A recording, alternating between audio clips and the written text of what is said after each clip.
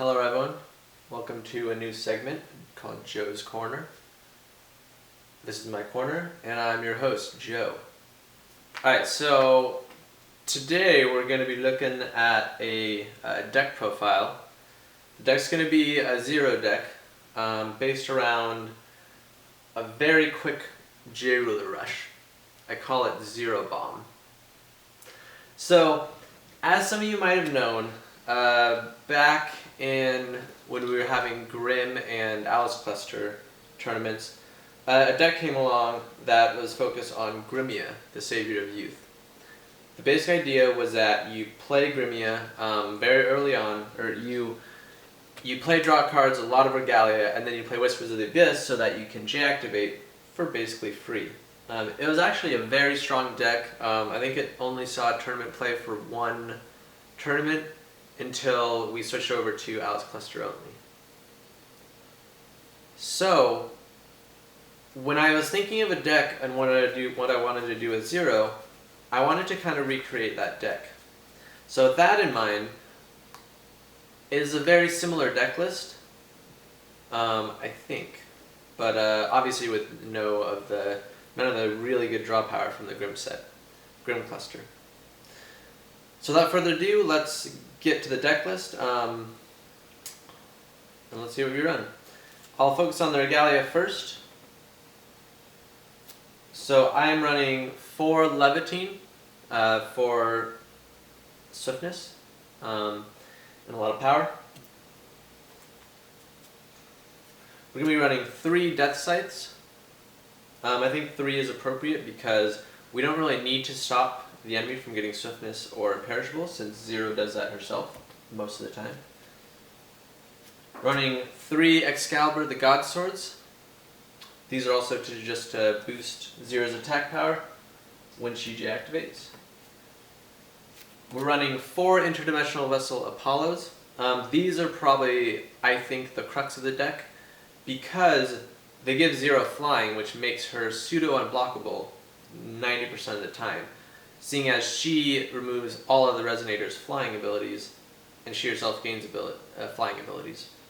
And it also makes us able to pick up Percevals, which is really nice. Obviously, we have the draw engine for the deck, and very important, 4 Percevals. They search for our Regalia and make sure that we get our Regalia out very early. Now, something that the deck has trouble struggling with is, of course, the new Moonbeam. To combat this, I'm running 4 Zero's Familiar, which they work okay. And I'm also running 4 Wind-Secluded Refuge. And these are nice. These are both kind of cards to combat the difficulty that this deck has with facing Moonbeam. So for basically our J-Ruler pump, just to get squeaking that extra damage we need for the kill, we have 3 Dreams of Juliet. I feel like these are important over a couple other equally viable options because they give your J-Ruler flying. And I don't want to rely too much on the Interdimensional Vessel Apollos to give Zero her flying. We have 3 Blood of the Mikage. This is a new card in the intro decks that I feel is very good for Zero. Gives her +8/+8 and some much needed attack damage. Now for the remaining cards, I decided to go with kind of special deck tech, like basically how to deal with some difficult stuff we might be dealing with. I have 4 Heavenly Gusts. This is a great card because you can play Regalia for free and then play this as your second card and activate its torrent, which is pretty good. Next, of course, we have 2 Moonbeams. You might be able to get away with running 1 and then 1 in your sideboard. I run 2 because I like a little bit more consistency. And finally, 2 Interdimensional Escapes for some much needed board wipe. So these 8 cards are kind of get out of sticky situations, and they're pretty good. Next we have obviously our ruler, 0.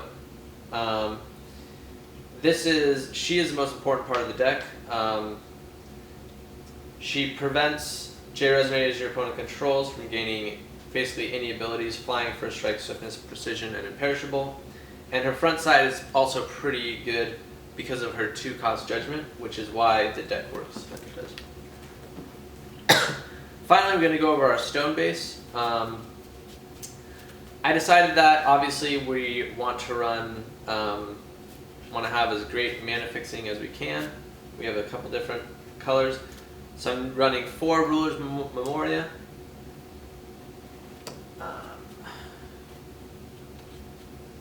4 Magic Stone of Heaven's Rift, which is a black and white stones. And 2 Magic Stone of Gusting Skies, which is green-white. So some of the weaknesses the deck faces are 4 cards. One of them is Moonbeam, which is why we have our 4 Zeros Familiar and our 4 Wind-Secluded Refuges.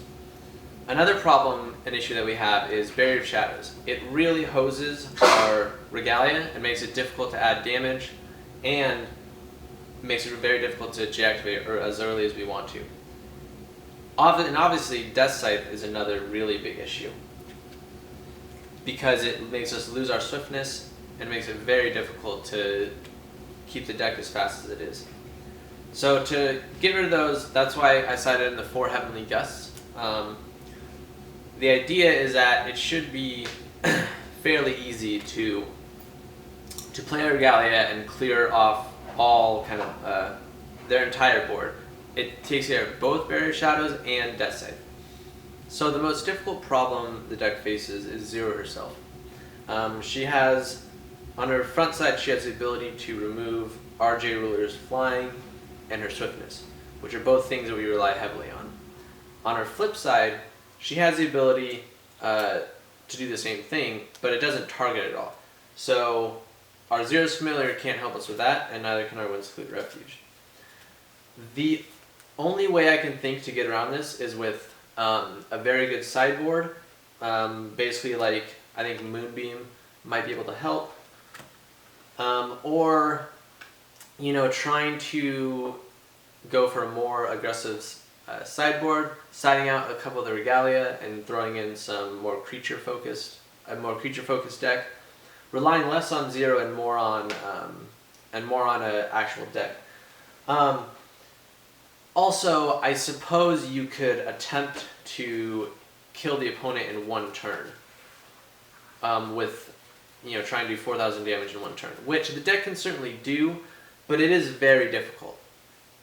I haven't faced a lot of Zeros in this matchup, and I haven't come up with a solid sideboard for this deck yet. But I think overall it's a pretty good deck. I have a lot of fun playing it, and I hope you guys will have a lot of fun playing it too.